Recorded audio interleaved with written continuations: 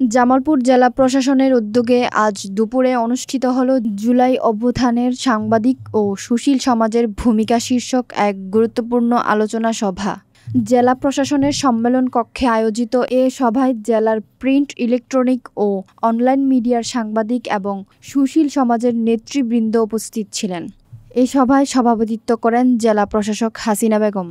আলোচনায় বক্তারা বলেন, জুলাই অভ্যুত্থান দেশের গণতন্ত্র পূর্ণ প্রতিষ্ঠার এক ঐতিহাসিক মাইলফলক। এ আন্দোলনে সাংবাদিক ও সুশীল সমাজের ভূমিকা ছিল অত্যন্ত গুরুত্বপূর্ণ ও সাহসী।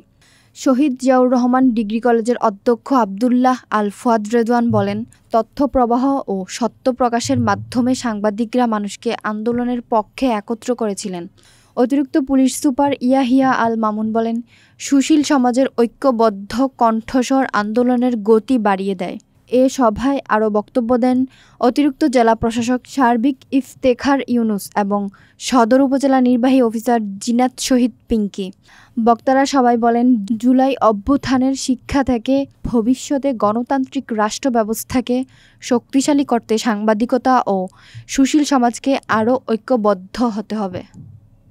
জাতির জন্য ঐতিহাসিক প্রেক্ষাপট সৃষ্টি করেছে, যেখানে ছাত্র জনতা, শিক্ষক, সাংবাদিক, নারী পুরুষ নির্বিশেষে সবাই তৎকালীন সরকারের চরম দমন নিপীড়নের বিরুদ্ধে গণতন্ত্র পুনরুদ্ধারের লড়াই ঐক্যবদ্ধ হয়ে সোচ্চার হয়েছিলেন।